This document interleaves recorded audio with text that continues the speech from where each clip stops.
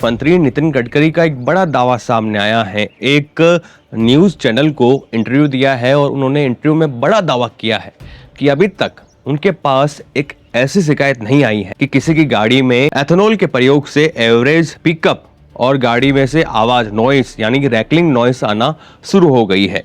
अभी तक उनके पास कोई ऐसी शिकायत नहीं आई है, उनका ये बड़ा दावा है।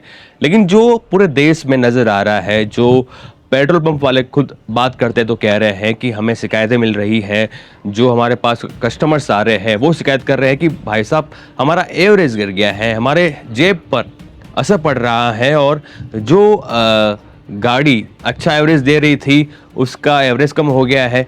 तो लोगों की ये राय है। वहीं नितिन गडकरी कह रहे हैं कि अभी तक कोई ऐसा केस सामने नहीं आया है। अगर आया है तो नितिन गडकरी दावा कर रहे हैं कि आप अपने डीलरशिप पर जाइए और कंप्लेन करिए और एक कॉपी मिनिस्ट्री को भेजिए। लेकिन सबसे बड़ा सवाल है भाई साहब नेताजी, एक सवाल मेरा ये है और बाकी जनता का भी है कि जेब पे तो असर पड़ रहा है, लेकिन क्या ऑप्शन दिया जा रहा है लोगों को कि आप अपने गाड़ी में कौन सा पेट्रोल भरवा सकते हो? जैसा ब्राज़ील में दिया जा रहा है।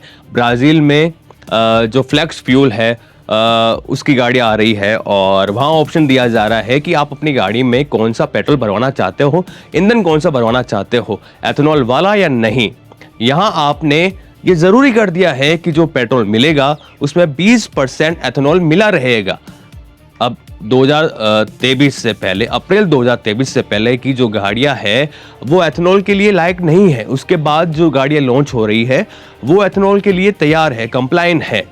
लेकिन आप कर क्या रहे हो? सबके लिए लागू कर दिया है। कोई पुरानी गाड़ी है उसको भी वो पेट्रोल भरवाना पड़ रहा है, क्योंकि जो प्योर पेट्रोल है, जो XP 100 हो गया, तो वो 160-170 रुपए लीटर है। तो लोग क्या अपने माइलेज के लिए इतना महंगा पेट्रोल क्या अफोर्ड कर सकते हैं? वहीं एक न्यूज एंकर साहिबा है रूबिका लियाकत, वो दावा कर रही है कि देश को आगे बढ़ाने के लिए, देश की तरक्की में योगदान देने के लिए 6% माइलेज गिर रहा है गाड़ियों का, तो क्या लोग सहन नहीं कर सकते? क्या हम अपने देश को आत्मनिर्भर बनाएंगे एथेनॉल के प्रयोग से? लेकिन भाई साहब एथेनॉल के प्रयोग से आप आत्मनिर्भर बनाओगे, लेकिन जो लोगों को फर्क पड़ रहा है, गाड़ियों की जो उम्र है वो कम हो रही है, तो जवाबदेही नेताओं की होनी चाहिए। और जनता तो पूछ सकती है, भोली बेचारी है।